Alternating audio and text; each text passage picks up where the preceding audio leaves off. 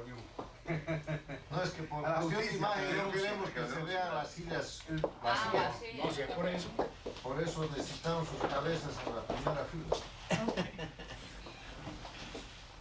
Marval, Valderrama, Santos, Endar.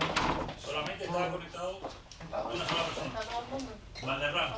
Está perfecto, no necesita nadie más. Tiene la grabación de Santos y si Santoro se conecta, perfecto. Si no se conecta, ¿qué vamos a hacer? Es difícil el Santoro. Es difícil. Es así desbaloso. Sí, Bueno, esta es una reunión de hombres libres. ¿Viste? ¿Te das cuenta? Y algunas Te aviso. Ya, vamos. Te aviso. Bueno, ya va un momentico, voy a poner esto en off. Un segundo, quité estas sillas aquí. Son sobras. Es decir, todo listo. ¿Cómo se nos ha pasado? Estamos todos emocionados.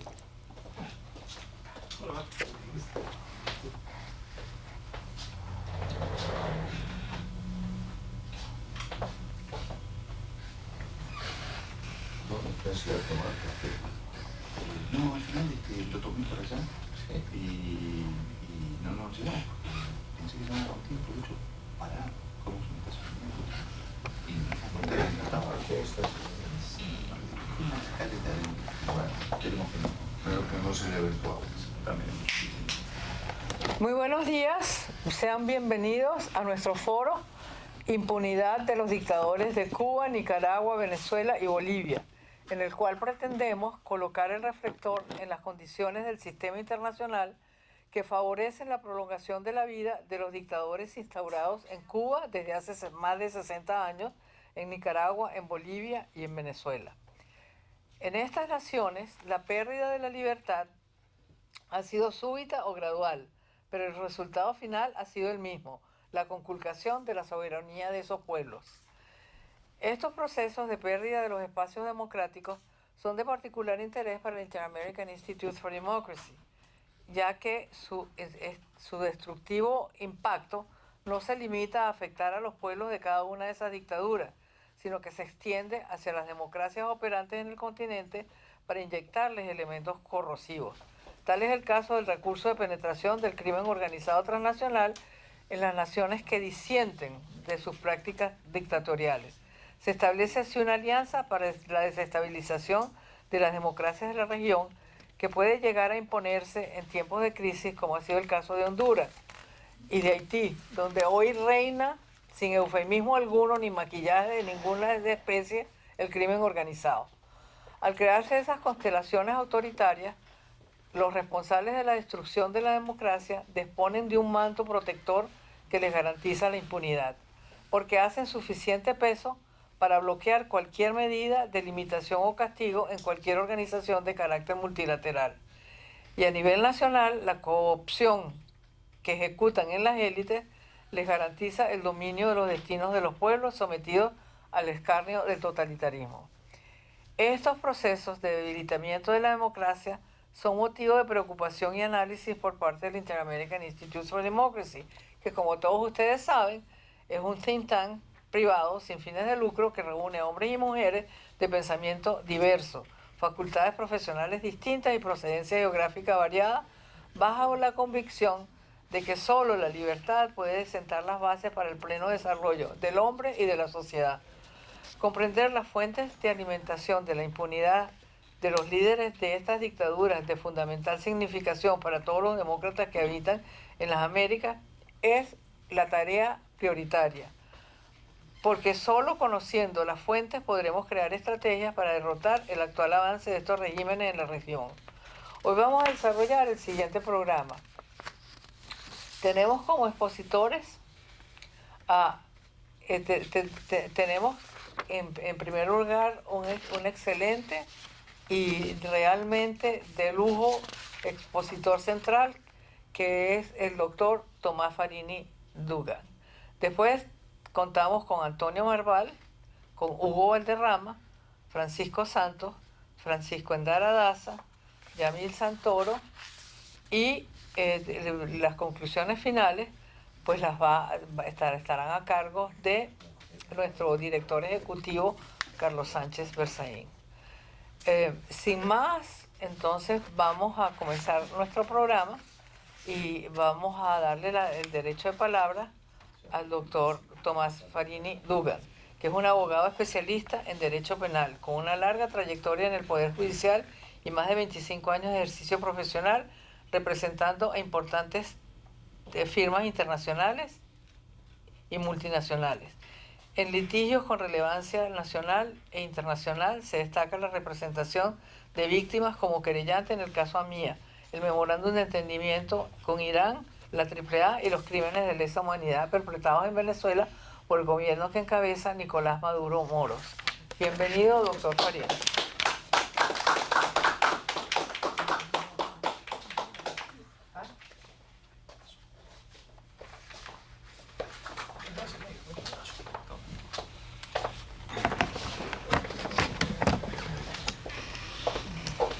Bueno, es un gusto volver a estar con ustedes aquí. Realmente siempre encantado de estar invitado. Hoy vamos a hablar de un tema recurrente para nosotros, que es el peligro de la democracia en Latinoamérica. Latinoamérica enfrenta un riesgo que tiene como epicentro Cuba. Cuba es exportador de un modelo político que lo que hace es programar a determinados dictadores que llegan al ejercicio del poder a través del voto, pero a partir de ese momento no hacen otra cosa que destruir, encargarse de destruir todos los contrapesos de los sistemas de poder que provee una democracia republicana.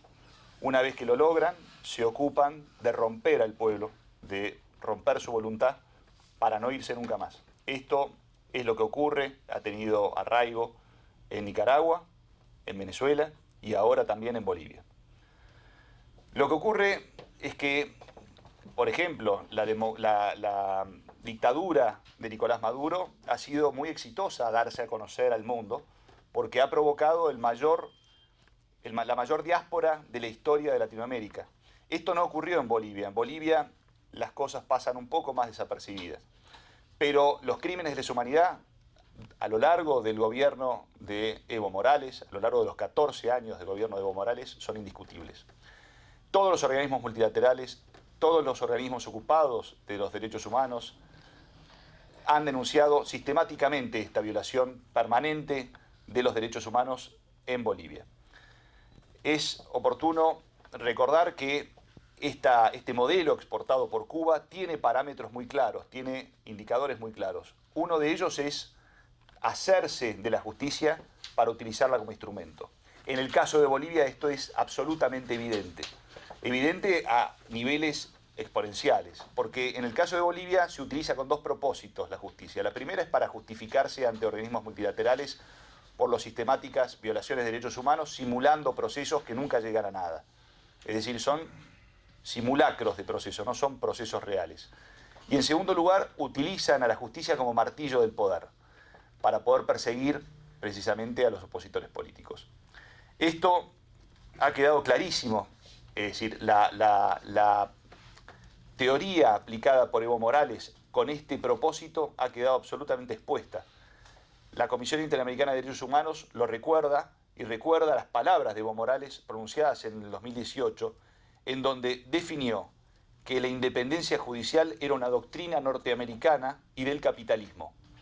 Es decir, la debilitación y la destrucción del sistema de justicia de Bolivia fue un acto político, fue un acto desarrollado, pensado y trazado por Evo Morales, que primero modificó la Constitución, luego modificó el Consejo de la Magistratura, y como resultado de ello hoy el 80% de los jueces en Bolivia son provisionales y el 90% de los fiscales en Bolivia son provisionales. Es decir, pueden ser echados sin causa alguna y sustituidos por otros. Y esto no es casual, esto tiene un propósito que es precisamente utilizar a el Poder Judicial como órgano ejecutor de los delitos de lesa humanidad. Hay casos que son absolutamente paradigmáticos. El del Marco Antonio Aramayo, por ejemplo, que enfrentó 256 procesos penales, 26 detenciones, 56 traslados hasta que murió, por cierto. Lograron matarlo en detención de esa manera. Esto lo denuncia la Comisión Interamericana de Derechos Humanos. Elvira Parra, 180 procesos penales. Francisco Tadik Astorga, también de esa manera lograron ejecutarlo. Todas las víctimas del Hotel Las Américas, hay 3 ejecutados en el Hotel Las Américas. Y finalmente Derek Schmidt también fue perseguido, aquí está su hija, también fue perseguido, estuvo más de 2 años y medio en detención. Esta fue la forma precisamente de neutralizar poder sacarlo y poder castigarlo por disidencias políticas. Como ustedes saben, la jurisdicción universal es un principio que puede ser aplicado por cualquier Estado. A diferencia de otros principios que se utilizan para definir los marcos del poder punitivo del Estado, la jurisdicción universal no requiere ningún punto de contacto entre el hecho que se quiere juzgar y el país que pretende hacerlo. La Argentina tiene una cláusula de jurisdicción universal que resulta de la Constitución, que es absolutamente amplia. Yo no he visto ningún otro país que tenga una cláusula de este tipo. Y eso ha constituido a la justicia argentina en un faro para las víctimas de delitos de lesa humanidad, que de esta forma ven esperanzas de que los autores de los gravísimos crímenes de lesa humanidad sean perseguidos. Además, estas cláusulas amplias de jurisdicción universal son promocionadas por diferentes organismos multilaterales, por ejemplo, la Comisión de la Cruz Roja. La Cruz Roja pretende también que otros países impongan este tipo de cláusulas, porque permite precisamente que las víctimas logran justicia, que no existan estados donde puedan esconderse estos perpetradores de delitos de lesa humanidad, y además busca imponer un límite racional a la comisión de estos delitos a través del temor que se genera en estos autores de delitos de lesa humanidad, porque de esa forma ven que de algún modo y en algún momento van a ser castigados. Precisamente en este contexto, hoy hemos hecho una denuncia penal en la Argentina en contra de Evo Morales por la sistemática violación de los derechos humanos y los delitos de lesa humanidad que se perpetraron durante los 14 años de su gobierno. Esperemos realmente que esta denuncia prospere, se declare la jurisdicción universal, así como lo logramos en precisamente las asociaciones que yo represento, FADER y la Foro Internacional por la Democracia, de la que soy en este momento vicepresidente. Todas estas organizaciones están presididas por Waldo Wolf. Esperemos que de esa manera, igual que lo logramos con el caso de Venezuela, igual que se logró en el caso de Nicaragua, se ordenen capturas internacionales en contra de Evo Morales y de sus acólitos para que estos delitos no queden impunes. Muchísimas gracias.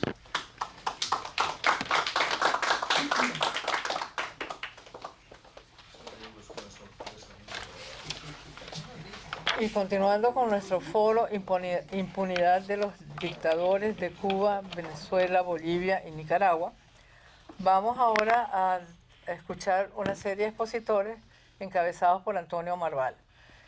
Antonio Marval es presidente del Tribunal Supremo de Justicia en el Exilio de Venezuela, es abogado especialista en Derecho Penal y profesor de la Universidad de Carabobo. Comenzó su carrera en la política venezolana en 1996, cuando fue elegido director general de prisiones del Ministerio de Justicia. Bienvenido, Antonio.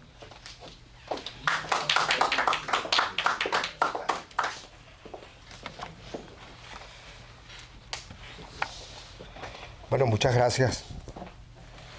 El tema que me corresponde en esta oportunidad es la impunidad de los dictadores en el caso de Venezuela.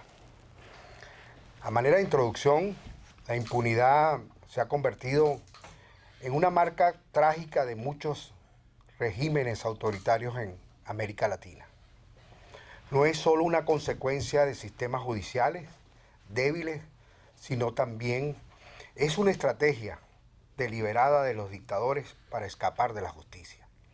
Venezuela es un ejemplo dramático de este fenómeno.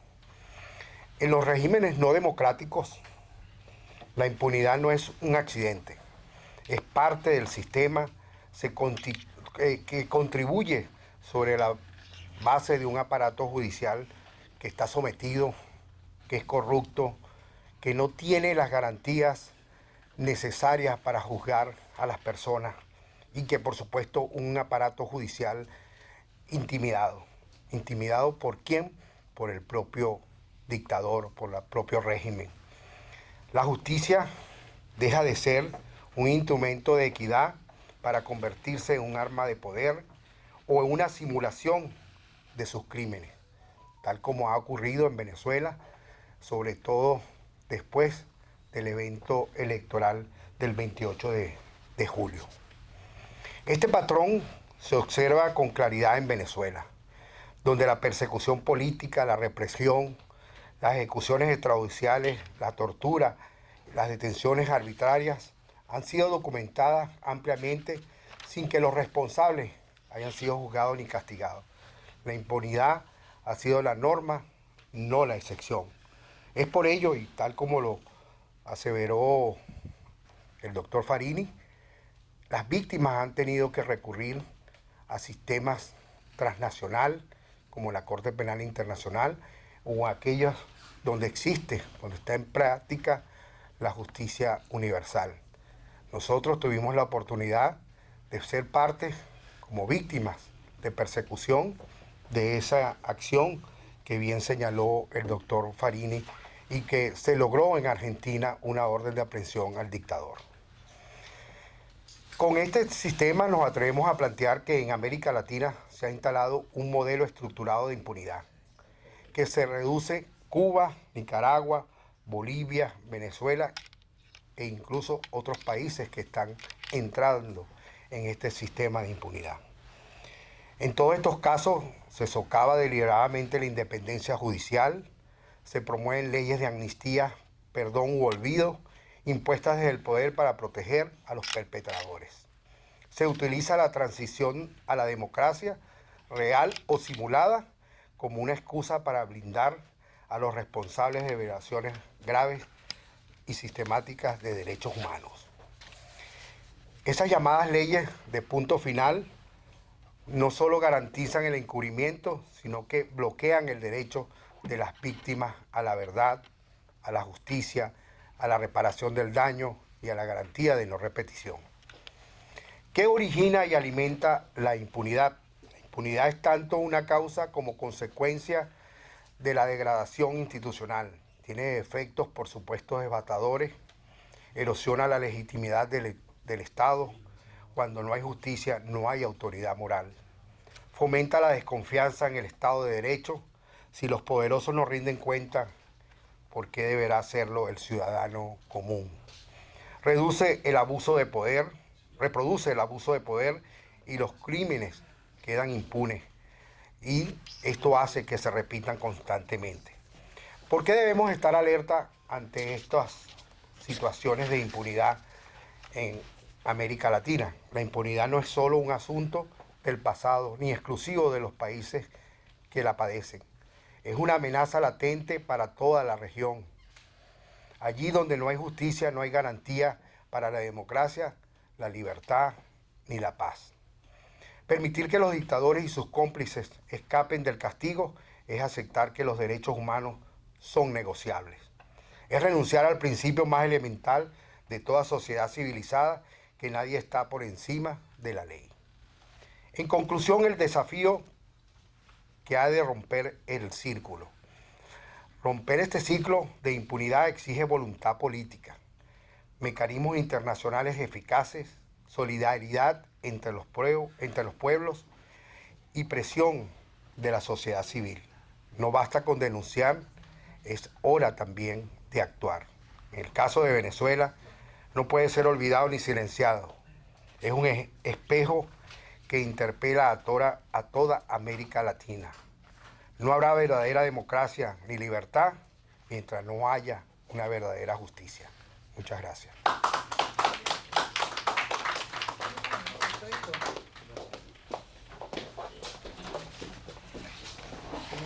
Bueno, y continuando con nuestro foro Impunidad de los dictadores de Cuba, Venezuela, Nicaragua y Bolivia, vamos ahora a escuchar la intervención de don Hugo Valderrama, que es un docente universitario, columnista de varios medios, autor del libro Bolivia de Golpe de Estado del golpe de Estado del 2003 a la dictadura narcoestado. Bienvenido, doctor Valderrama. Gracias, un placer escucharlos. Buen día, un saludo a la alta directiva del Instituto Interamericano para la Democracia.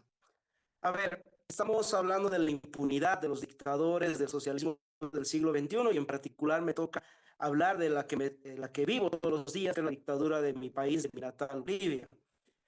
Esta impunidad de Bolivia tiene una larga data y es desde que Evo Morales empezó a operar ya como dirigente sindical el año principios de los 90, pero se sitúa bien entrado el siglo XXI. Hay que recordar que en enero del 2002, Evo Morales protagonizó, organizó y ejecutó una masacre fuerte en mi natal ciudad, causando la muerte por más de 150 golpes de machete y golpes de piedra en los cráneos del policía Antonio Gutiérrez y el Sergio, entre comillas, un gran amigo mío de infancia. A raíz de estas muertes, nuestro director del Instituto Interamericano, el doctor Carlos Sánchez Berzaín, él estaba en ese entonces como jefe de la oposición, movió toda una serie de mecanismos legales para expulsar a Evo Morales, en ese entonces diputado del Congreso, y se lo logró expulsar un 22 de enero de ese año. La idea era que una vez estando fuera de este cargo, el gobierno ejecute lo que tenía que hacer, procesarlos por los crímenes sangrientos de estos dos oficiales del orden. Pero eso no sucedió, porque en ese momento el gobierno, bajo la dirección de Jorge Tuto Quiroga, lo que hizo fue negociar impunidad a cambio de gobernabilidad. Evo Morales aprovechó ese tiempo para organizar toda una serie de nuevos movimientos subversivos que terminaron un año y medio después en el golpe de Estado al ya presidente Sánchez Lozada, el último gobierno democrático que tuvo mi país. Ese mismo año, bajo la tradición de Carlos Mesa, se firman los decretos de amnistía que libran de todo, de polvo y paja a todos los subversivos que habían protagonizado los hechos violentos de ese año, pero inexplicablemente ponen en el banquillo de los acusados a quienes habían cumplido su deber patriótico, que era proteger Bolivia de las fuerzas invasoras extranjeras. En ese momento empieza una persecución contra ministros, viceministros y altos mandos de los oficiales del orden, me refiero a policías y militares, que hasta el día de hoy varios de ellos todavía continúan presos por delitos inexistentes, simple y llanamente para darle la impunidad a toda esta cadena de terroristas que son los que han tomado Bolivia. Una vez en el poder, Evo Morales, siguiendo la receta cubana, una constitución falsifica una constitución. Esta constitución le permitió renombrar un país. Pasamos de ser la república y estamos a llamar Estado de Nación. Con esta constitución falseada, inventada e impuesta por el socialismo del siglo XXI, Evo Morales va y pretende ir a 4 reelecciones, inclusive fraude de por medio del 2019. Con esa constitución, además, lo que nos decía hace un momento uno de los antecesores, modificó el judicial, ha perdido todo el aparato judicial en temas de interinato. El 90% de jueces y fiscales son interinos, es decir, han sido puestos no por examen de competencia, sino por caprichos de las dictaduras, y que este sistema judicial, la justicia en Bolivia no es un mecanismo para resolver disputas, es una especie de sicariato. Fiscales, jueces, policías y demás se han convertido en los ejecutores de un sistema violento y dictatorial. Tenemos más de 320 presos políticos, más de 1,000 exiliados, y sin olvidar también que no solamente es la justicia, sino el sistema de impuestos, que hoy, por ejemplo, se usa impunemente el sistema de impuestos para comprar conciencias del sector empresarial. La respuesta es muy simple. Si ustedes me critican como gremio empresarial, pasado mañana, vienen procesos de fiscalización donde les vamos a encontrar hasta el último pelo en la sopa y a ver cómo les va con las multas. De hecho, el mismo gobierno nacional presume de que son muy eficientes cobrando multas, ¿no? y cometiendo abusos tributarios. Ya la gestión de Arce Catacora, ya en esta nueva gestión, que Bolivia tiene un sistema dictatorial donde hay un dictador en jefe que está hoy metido en el Chapare y un dictador en ejercicio que es Arce Catacora. Los actos de corrupción se han multiplicado al extremo de que se habla abiertamente de enormes desfalcos en el dinero de yacimientos, en el dinero del litio, en las negociaciones de litio con las dictaduras transnacionales de China, Rusia e Irán. Y todo esto ha pasado impunemente porque no hay justicia en este país. No hay pues una libertad. De hecho, el propio sistema está que Morales sigue tranquilamente libre a pesar de tener 2 órdenes de aprehensión por los delitos de uso de represión, pero no absolutamente nada. No es más, su gente se atreve inclusive a amenazar con convulsionar el país abiertamente, se atreven a decir que aquí va a haber un río de sangre si es que Evo Morales no sale elegido presidente, si es que no está como candidato. Es decir, operan de manera impune por sobre todos los derechos de los demás ciudadanos. Nuestro amigo de Venezuela, el que estaba hace un momento antes que yo intervenga, nos decía, y con esto voy a ir cerrando, que no va a haber nunca libertad mientras no haya justicia. Y yo añadiría que este problema es un problema que le atañe a todos los países de las Américas. No es un problema exclusivo de las 4 dictaduras, sino es un problema de todas las Américas, porque mi país, Bolivia, se está volviendo un centro de exportación de terroristas, de criminales, que son aquellos que, por ejemplo, se mandan a Chile o a la Argentina o al Perú a generar desestabilización sobre pretexto de movimientos sociales, sobre pretexto de reivindicaciones. Creo que es hora de aplicar lo que decía nuestro amigo argentino, ¿no? La extraterritorialidad de todo este asunto y entender que estos señores son un peligro no para los países que están bajo su dictadura exclusivamente, sino para toda la región, y no decirlo para todo el mundo, ya que sus alianzas con Irán, Rusia y China no dejan de ser una amenaza de gracias y pues Muchísimas gracias, doctor Valderrama, por esa exposición. Vamos ahora continuando con nuestro foro, la impunidad de los dictadores de Cuba, Venezuela, Nicaragua y Bolivia, a darle el derecho de palabra al doctor Francisco Santos, ex vicepresidente de Colombia, ex embajador de Colombia en Estados Unidos, periodista a tiempo completo desde muy corta edad, y tiene un espíritu contestatario y es un defensor a ultranza de la libertad.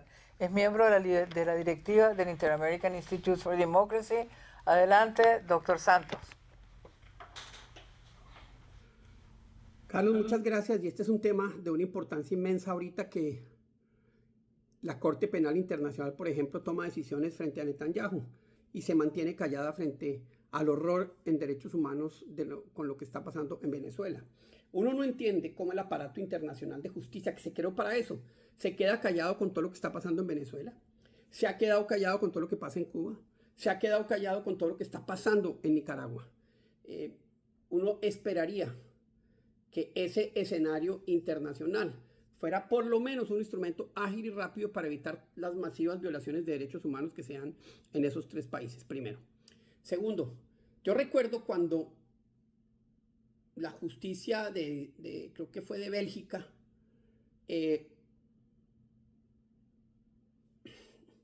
le dictó orden de captura a Pinochet. Generó todo un nuevo debate sobre qué pueden hacer las justicias para poder empezar a enfrentar violaciones de derechos humanos. Eso finalmente no cuajó. Lo que sí cuajó y me parece muy importante es lo que pasó en Argentina con Maduro, que hubo un proceso que está vigente y que por lo menos empieza a ponerle una lupa judicial a las brutales violaciones de derechos humanos que allí existen. Y me parece que es un camino que debería seguir, porque desafortunadamente los otros caminos no han mostrado ningún tipo de resultado, como les decía antes, con la Corte Penal Internacional, y ni hablar de la Comisión Interamericana de Derechos Humanos, donde cuando llega una queja de izquierda, eso avanza brutalmente, pero llega una queja, por ejemplo, como la de Álvaro Uribe, y nunca avanza. Y no avanza porque esa comisión tiene toda una mirada ideológica a los derechos humanos y a la justicia. Ni hablar de la Corte Interamericana de Derechos Humanos, pues que tampoco ha sido un elemento de esperanza para todos los que creemos en la libertad y creemos que dictadores como Ortega, dictadores como Díaz-Canel, dictadores como Maduro, asesinos como Diosdado Cabello, como Vladimir Padrino, deberían hoy tener órdenes de captura internacionales y deberían hoy estar presos por todo lo que han hecho. Está cambiando el mundo.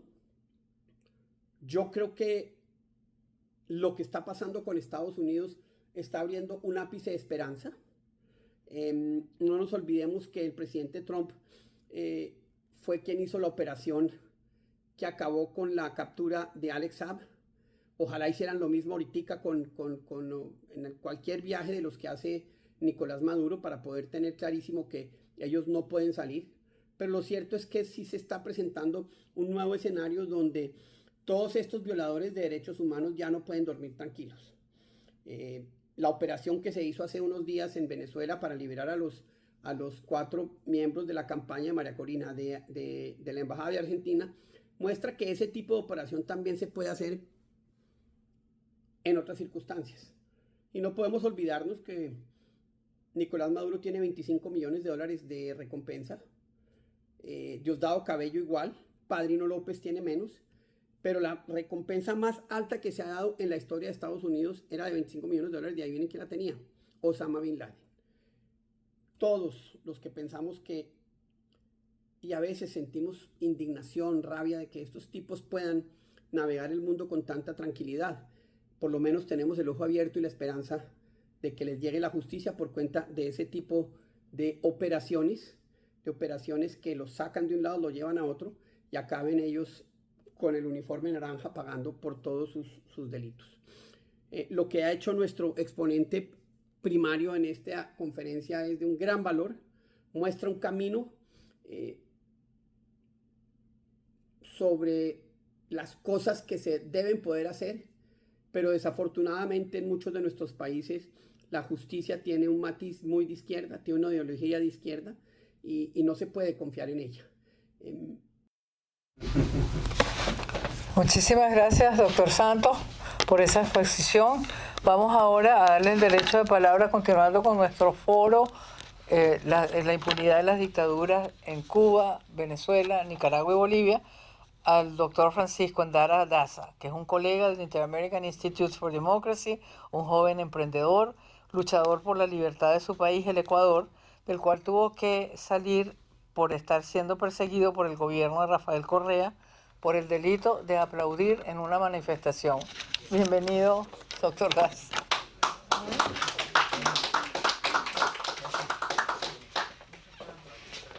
Muchas gracias, doctora Rangel. Bueno. ¿Pero sí está haciendo? Ok. Un buen día a todos. Embajador Valladares, doctor Carlos Sánchez Berzaín, doctora Beatriz Rangel, señores del directorio, invitados, amigos, gracias por esta invitación. Yo he venido a hablarles del Ecuador el día de hoy, ya que estamos hablando de la impunidad de los dictadores de Cuba, Venezuela, Nicaragua y Bolivia, pero le hemos agregado Ecuador.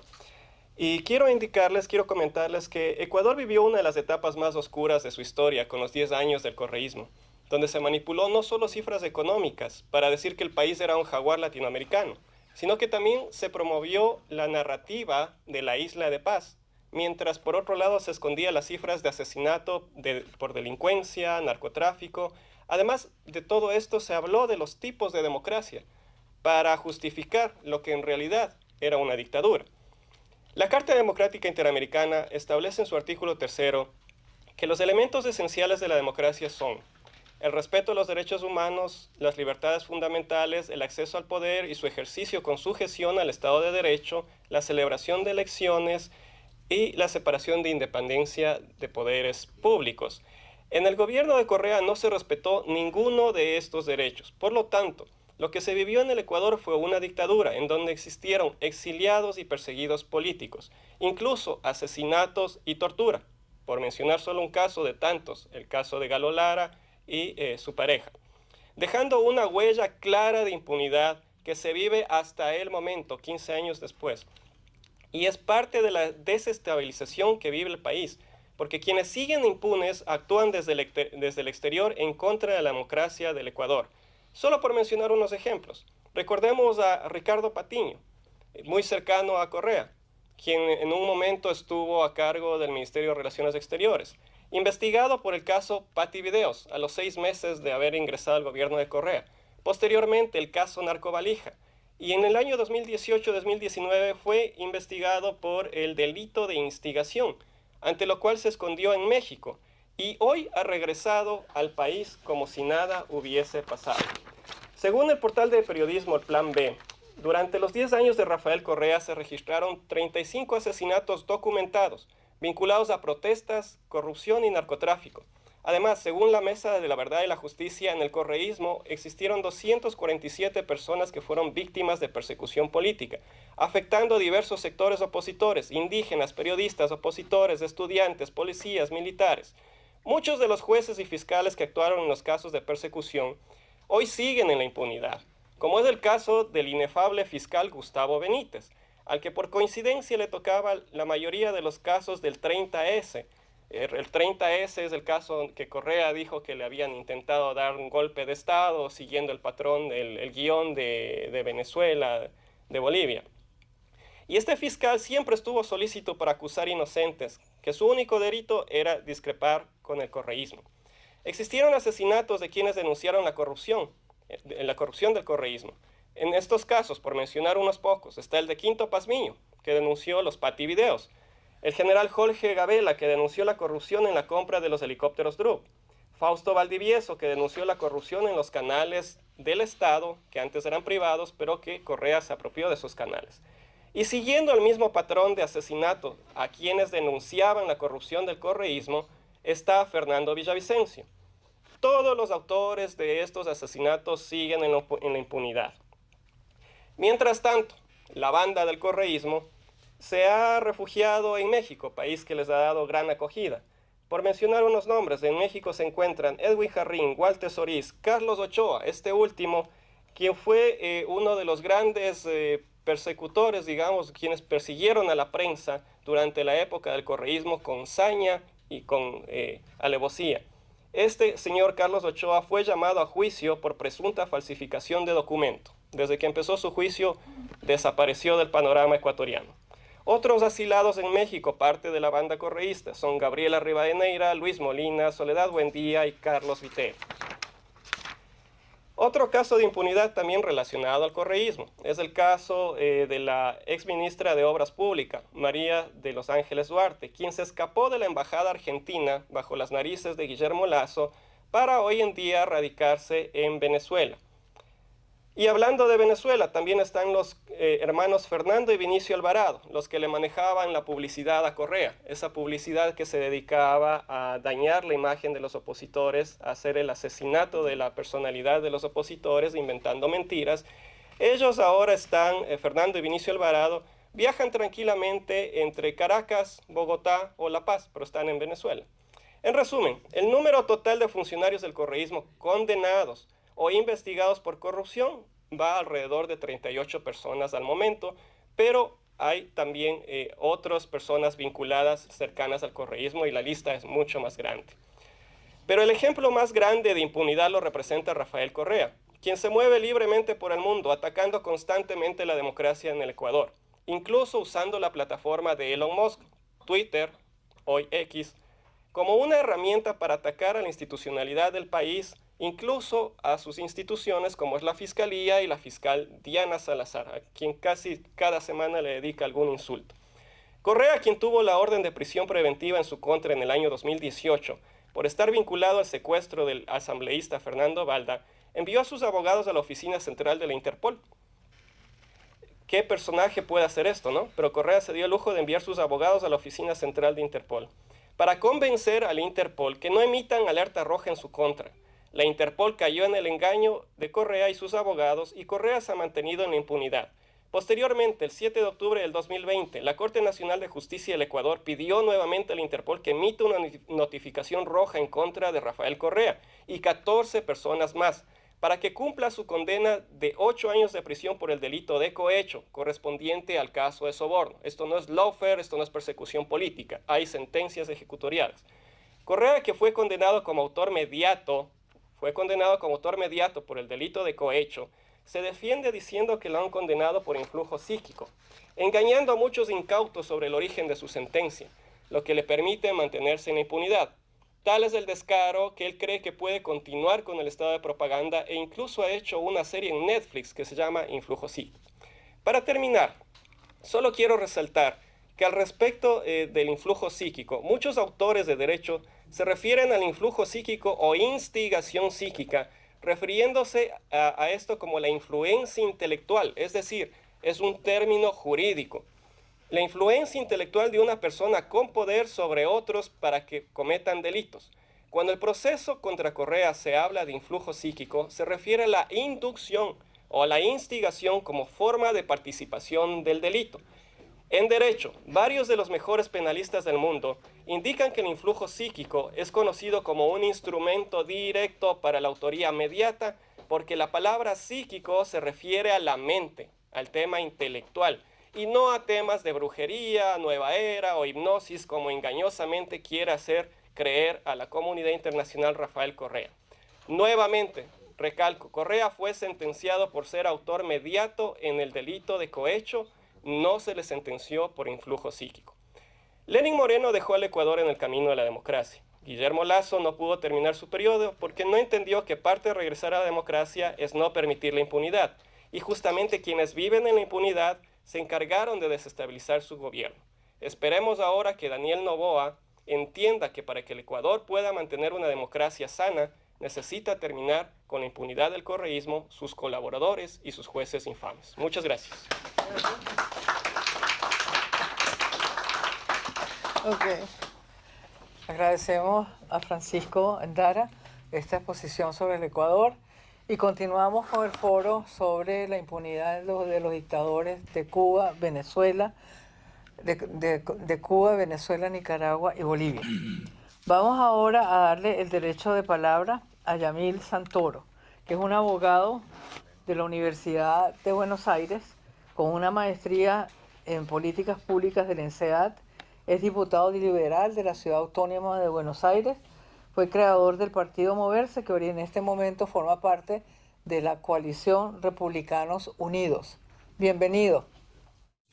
Muchas gracias. Ahí además agrego que fundé y dirijo la Fundación Apolo, que es una de las fundaciones más activas en la lucha contra la corrupción y también en la defensa de los derechos humanos en suelo argentino con una perspectiva liberal. A partir de ese accionar, por fuera de todo lo que hemos combatido a nivel local contra el kirchnerismo y sus socios en materia de corrupción, y que me parece sobreabundante ya que no es el objeto de este encuentro, sí también me parece razonable aclarar que hemos tenido un protagonismo más que activo en causas que involucran a Venezuela, a Bolivia y a otros países.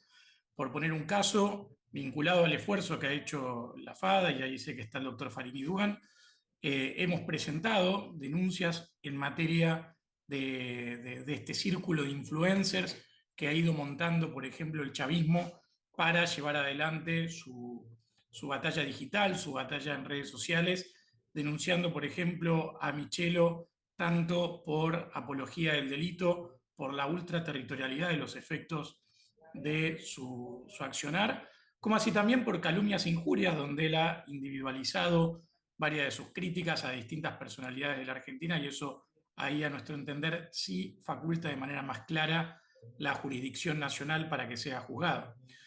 Por fuera de este caso hemos llevado adelante iniciativas como por ejemplo la denuncia que derivó en la confiscación y desmantelamiento del avión venezolano-iraní que estaba realizando tareas de espionaje de manera ilegal en territorio argentino. Hemos sido los que denunciamos también la situación de abuso de menores de Evo Morales durante su exilio en la Argentina y que logramos, luego de que la justicia argentina quiso archivar la causa, no solamente que la misma vuelva a ser abierta, sino que además fuéramos querellantes, es decir, que tuviéramos una participación activa para poder esclarecer la verdad y que de corresponder se condene a Evo Morales, y ahora además suma una denuncia por las múltiples violaciones de derechos humanos que acontecieron durante su gobierno en Bolivia. La denuncia más reciente, y quizás la más grave de la seguidilla que estamos mencionando, tiene que ver con denunciar el funcionamiento de células de espionaje venezolanas en territorio argentino que están operando en otros países de Latinoamérica como Ecuador, Chile, Colombia, a partir de las cuales el gobierno de Nicolás Maduro está haciendo inteligencia, identificando, persiguiendo y amedrentando a objetivos estratégicos en distintos países. El caso quizás más evidente y más rimbombante que conocemos es el del asesinato acaecido en Chile, pero por fuera de ese hay situaciones de espionaje y amedrentamiento que nosotros hemos podido documentar y ahora suministrar a la justicia argentina para poder, de alguna manera, apuntar a cortar o a limitar estos tentáculos de la corrupción de la dictadura castrochavista en la región. Y sobre esto quería enfocar el cierre de mi intervención. Más allá de la tarea específica que podemos llevar adelante contra los responsables directos, los cabezas de cada uno de estos regímenes, es fundamental que utilicemos en cada uno de nuestros países los distintos remedios legales que existen para que sus socios, sus promotores, sus empleados tengan costos mayores que los beneficios que obtienen por ser propagandistas o socios de dictaduras liberticidas y violadoras de derechos humanos. Por nuestra parte, desde Argentina, con la Fundación Apolo, sepan que cuentan con un aliado en defensa de la República, de la libertad y los derechos humanos. Muchas gracias. Muchísimas gracias al diputado Yamil Santoro.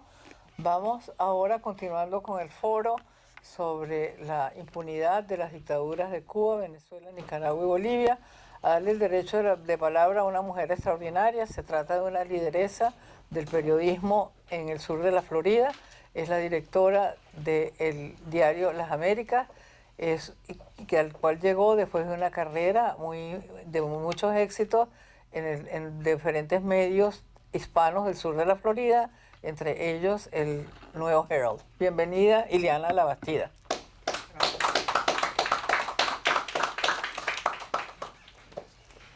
Muchas gracias, Beatriz, por tu presentación. Gracias a las autoridades del instituto presentes aquí, a todos los ponentes, a los invitados y a todas las personas que nos siguen y escuchan este foro dedicado a analizar los temas de la impunidad en las dictaduras del continente a través de las redes sociales. Impunidad, resumiendo el término a una explicación simple que cualquier persona sin ser versada en leyes puede interpretar, es la falta de sanción o pena para quien infringe la ley. Según las secciones consultadas, la mayoría de las veces, la impunidad se concreta cuando en beneficio del infractor operan privilegios por algún tipo de influencia, generalmente política. Sin embargo, cuando la impunidad opera de manera institucionalizada en un país, el desamparo total al que permanecen expuestos los ciudadanos privilegia la arbitrariedad con la que los controladores del poder actúan. La impunidad se manifiesta en sociedades corruptas y, de hecho, se observa en países donde gobiernos elegidos democráticamente permiten este tipo de deformación legal, pero los niveles que alcanza la impunidad en países bajo regímenes dictatoriales únicamente encuentran similitud en formaciones económico-sociales de edades muy antiguas de la civilización, como lo son la esclavitud o el feudalismo. En el caso de Cuba, donde el nivel de impunidad es tal que los gobernantes ni siquiera se interesan por conocer cuáles son los artículos de la propia Constitución vigente que ellos constantemente violan, citaré algunos ejemplos. En Cuba, los agentes de la policía del régimen para efectuar el arresto de un ciudadano no requieren portar una orden de detención por la presunción de un delito. Tampoco la persona, al ser detenida, cuenta con la posibilidad de pedir la representación de un abogado que vele por sus derechos. Bajo el régimen cubano, una persona que se encuentra en medio de un proceso judicial se presume culpable desde el momento que comparece ante un juez. Si el procesamiento de la persona en cuestión es porque se ha manifestado contra el régimen, el tratamiento que recibe es el de un delincuente común al que le fabrican un historial de delitos y le condenan a vivir de forma permanente bajo asedio de las fuerzas represivas, se encuentre o no tras las rejas. ¿Cómo opera, en cambio, la impunidad en favor de quienes controlan el país? Pues estas personas no responden por lesiones físicas, daños psicológicos, allanamiento de residencias privadas, expropiación de bienes, ni utilización de menores de edad sin que medie autorización de los padres para emplearlos con fines políticos o coercitivos. El ejemplo más reciente lo ubicamos en el acto de linchamiento verbal con disfraz de desfile infantil organizado el 1 de mayo último frente a la casa de José Daniel Ferrer en Santiago de Cuba, a la que llevaron niños y adolescentes sacados de sus aulas en horario escolar para gritar consignas y vítores al fallecido Fidel Castro. Esto ocurrió días después de que la casa de Ferrer fuera allanada y saqueada, cuando agentes de la policía política le arrestaron tras revocarle la libertad condicional. Otro ejemplo de la impunidad con que opera el régimen de La Habana contra los ciudadanos es la apropiación de la remuneración de profesionales que prestan servicios en terceros países en condición de médicos, especialidades técnicas del sector de la salud, maestros y otras profesiones. A estas personas, además de despojarlas de alrededor del 80% de sus ingresos, también se les retira el pasaporte para evitar que deserten de esos contratos de trabajo esclavo que el mundo aplaude como ayuda desinteresada o colaboración internacionalista, aunque ha sido ampliamente denunciado que no se trata de eso. Hay otros actos que califican como crímenes ordenados por el régimen cubano, cuyos ejecutores permanecen en total impunidad e incluso, en uno de los casos, fueron liberados mientras cumplían cárcel en Estados Unidos tras ser procesados. Se trata de los integrantes de la red Avispa, directamente vinculados con el derribo de 2 avionetas civiles estadounidenses en aguas internacionales en febrero de 1996, donde murieron 4 personas pulverizadas en el aire. Otro de los crímenes más escandalosos del régimen que permanece en total impunidad es el hundimiento del remolcador 13 de marzo, en julio de 1994, en cuyo naufragio provocado por embarcaciones gubernamentales murieron ahogadas 41 personas, de ellos 10 menores de edad, entre los que se encontraba una niña recién nacida de 6 meses. Otro crimen impune de la dictadura, y he elegido mencionar solo 3 sucesos de la historia más reciente de Cuba, fue el asesinato en 2012 en un accidente automovilístico fabricado del líder del Movimiento Cristiano Liberación, Osvaldo Payá Sardiñas, quien había desafiado a la dictadura impulsando un referendo constitucional bajo el proyecto Félix Varela. Hay más ejemplos. De hecho, la falta de libertades y derechos elementales en los que sobrevive la población cubana y el número de personas que sin ser juzgadas cumplen cárcel por motivos políticos sin que sean reconocidos como prisioneros de conciencia, constituyen actos de genocidio por el que la cúpula dictatorial cubana debería ser procesada. Que sigan obrando con total impunidad ante los ojos del mundo depende en parte de que el mundo no continúe en actitud cómplice virando la espalda ante esa realidad. Muchas gracias.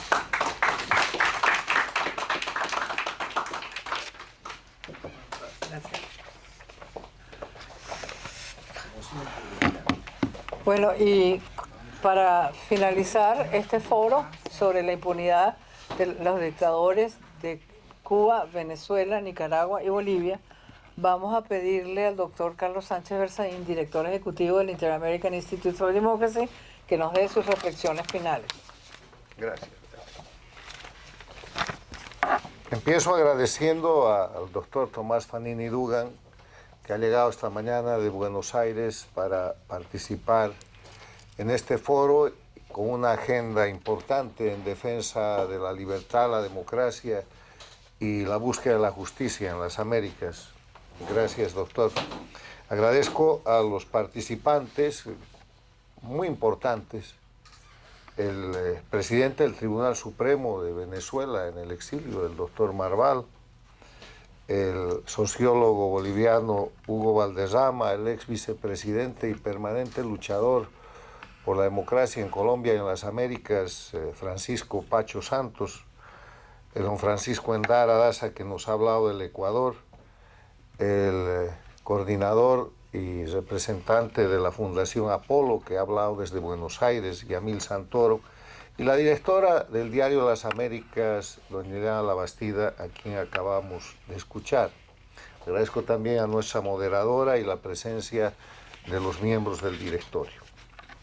El foro Impunidad de los dictadores de Cuba, Venezuela, Nicaragua y Bolivia tiene el propósito de recordar situaciones que todos conocemos, pero que de tan conocidas y repetidas ya parecen una costumbre y parecen olvidadas. Prisoner Defenders acaba de certificar que en Cuba hay 1.115 presos políticos. En Venezuela esa cifra ronda también los 1.000 presos políticos, certificada por el Foro Penal Venezolano. El Mecanismo, que es otra fundación que trabaja sobre los presos políticos, ha establecido que hay cerca de 200 presos políticos que circulan en Nicaragua, que después los expulsa y les quita la nacionalidad. En Bolivia hay 319 presos políticos certificados por la Fundación Global Human Rights. Todos estos países han expulsado de sus territorios un poco más de 10 millones de exiliados en este siglo. Venezuela 8, Cuba 2 o más millones. Cuba se ha quedado casi sin el 50% de su población en las 6 décadas y más de la dictadura cubana, de la dictadura castrista. Nicaragua tiene cerca de 200.000 refugiados políticos certificados por ACNUR y Bolivia tiene más de 10.000 exiliados también certificados por ACNUR. En estos 4 países, el sistema de justicia es el instrumento de represión y persecución. En las dictaduras del siglo pasado, incluyendo la dictadura cubana y en las dictaduras militares, el apresamiento del opositor político se realizaba por medios directos y violentos. Llegaba una patrulla, llegaba un grupo militar, se llevaban el preso. Hoy día se hace por medio de fiscales y jueces. Se notifica a las víctimas que de repente, de acuerdo a su importancia, han sido previamente sentenciadas por el dictador por medio de la televisión, la radio y los medios de comunicación. Y los jueces se han convertido en verdugos, en verdaderos sicarios del régimen encargados de asesinar la reputación, el patrimonio, la libertad y a veces la vida de las víctimas que o se convierten en presos políticos o tienen que ir al exilio forzados para proteger su libertad, o siendo presos políticos pierden la vida, porque hay también un muy importante número de presos políticos en Cuba, en Venezuela, en Bolivia y en Nicaragua, que han sido muertos en esa condición. Todo esto y una larga descripción de hechos concretos, de pruebas, de realidad objetiva, es lo que muestra la condición de regímenes de crimen organizado que bajo el modelo cubano exportado a las Américas son la propia Cuba, Venezuela, Bolivia y Nicaragua, pasó por ahí el Ecuador de Correa. Sistemas de detentar el poder indefinidamente a través del terrorismo de Estado, que se define como la comisión de crímenes desde el gobierno, utilizando las potestades de gobierno, para generar miedo en la población, de manera que con ese miedo la ciudadanía asuma conductas que de otra forma no serían posibles. ¿Qué son esas conductas? Sometimiento, renuncia a la protesta, renuncia incluso al reclamo y condición de siervos o esclavos, como lo hace Cuba, donde se da el lujo internacional de exportar y de vender servicios de médicos esclavos, de profesionales esclavos, de técnicos esclavos, que son contratados por gobiernos como el de México, de López Obrador y de Sheinbaum, como el de Lula en el Brasil, obviamente por los gobiernos de las dictaduras de Venezuela, Bolivia y Nicaragua, y por algunos sectores del empresariado privado transnacional, que hasta hace poco creo que incluía algunas navieras internacionales que ya se están quitando del medio. O sea, crimen, crimen, crimen, crimen. Y ahí viene el concepto de impunidad que ha sido aquí descrito, que simplemente se puede resumir en un concepto que es bíblico. La impunidad es sin castigo. El que es impune es el que no es castigado. El criminal que no puede ser procesado, que no puede ser acusado, que no puede ser condenado y que no puede ser sancionado, que no puede sufrir una pena. Y para eso las dictaduras tienen un sistema de tentar indefinidamente el poder. Fidel Castro ha muerto en la impunidad. Lo único que no se le va a cumplir es aquella frase de la narrativa castrista que él expresó diciendo que la historia lo absolverá, porque la historia lo está condenando como un criminal, como un miserable, como el autor de crímenes de lesa humanidad y el creador del primer narcoestado de las Américas, que sigue siendo Cuba, y el creador de la miseria de millones de ciudadanos, no solamente en Cuba, sino en los países en los que intervino a través de los mecanismos de guerrilla, de terrorismo y de narcotráfico. O sea, impunidad quiere decir sin castigo, es la imposibilidad de ser sancionado, pero cuando hablamos de las dictaduras, hablamos de una impunidad temporal, porque esa impunidad dura mientras detenten el poder. Y hay un extraordinario ejemplo que ha sido traído hoy día a la reunión, al foro, que es el ejemplo del Ecuador. El Correa, que era un dictador del socialismo del siglo XXI, con presos políticos en el Ecuador, con exiliados políticos, con intervención de diarios como el del Universo, con captura de medios de comunicación, con tortura, con asesinatos, con situaciones de protección al narcotráfico internacional que dieron incluso lugar al bombardeo que hizo el presidente Uribe de Colombia en la zona de la Angostura, donde murió un comandante de las FARC en territorio ecuatoriano. Ese señor que se llama Rafael Correa y su grupo delictivo ya no tienen impunidad, porque perdieron el ejercicio del poder, porque apareció un humanista, un político ecuatoriano que se llama Lenín Moreno, y cambió el rumbo del Ecuador a una transición hacia la democracia que todavía no está terminada, pero que ha servido para que el Poder Judicial recupere sus potestades y dicte las sentencias que aquí se han mencionado, donde Correa y su grupo están condenados a 8 años de cárcel con sentencia ejecutorial. Y aunque no estén presos, aunque su vicepresidente Jorge Glassy está preso, están ya condenados y ya no tienen impunidad, porque solamente se protegen en los países que otorgan una protección de complicidad, que casualmente o son las dictaduras o son los gobiernos paradictatoriales que hoy día controlan México, Brasil, Colombia y Honduras. Si ustedes ven el itinerario de estos condenados de la dictadura del Ecuador, antes iban a la Argentina con los Kirchner, pueden ir a los países que los protegen. Termino este resumen de las brillantes exposiciones que aquí hemos escuchado, diciéndoles que el tema de la impunidad tiene que ver con dos dimensiones de justicia.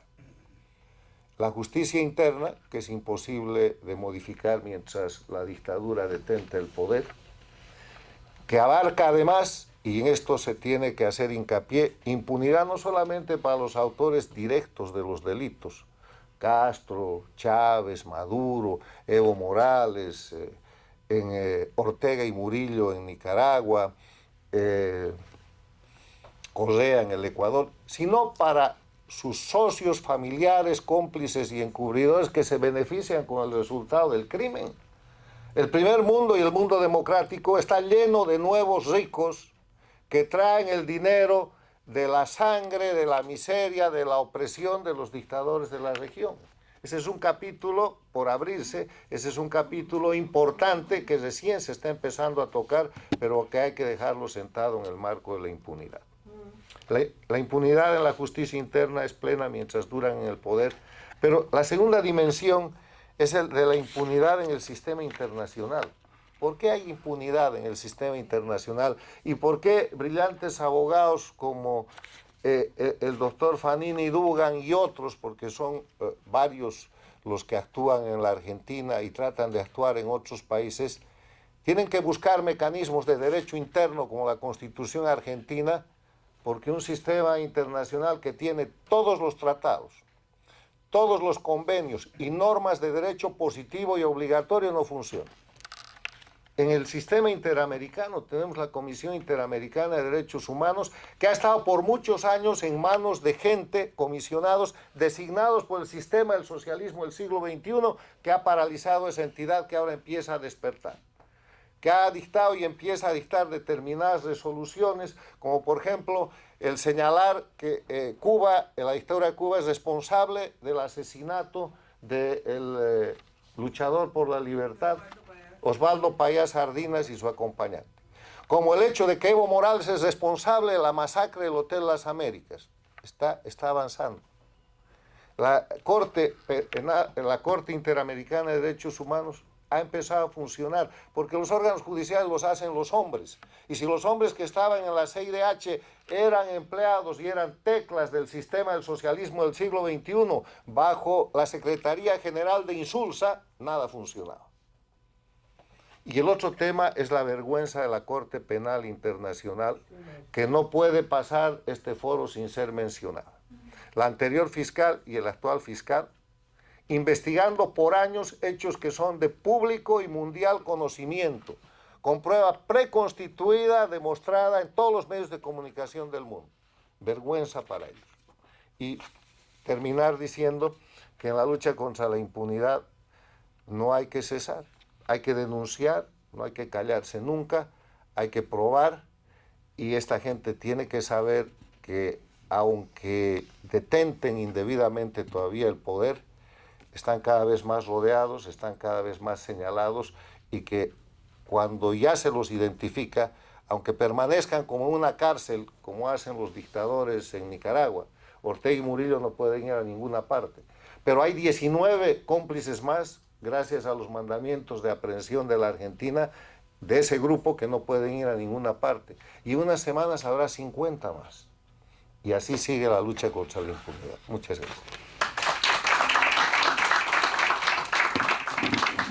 Y con estas reflexiones de cierre, a nuestro director ejecutivo, damos por terminado el foro La impunidad de los dictadores de Venezuela, de Cuba, Venezuela, Nicaragua y Bolivia.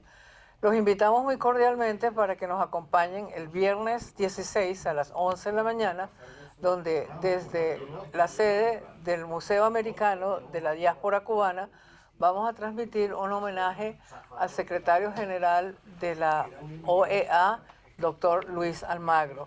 Se reúnen el Instituto y el Tribunal Supremo de Justicia en el exilio de Venezuela para rendir este homenaje a una persona que ha luchado precisamente en contra de la impunidad de las dictaduras en América Latina. Muchas gracias y buenas tardes.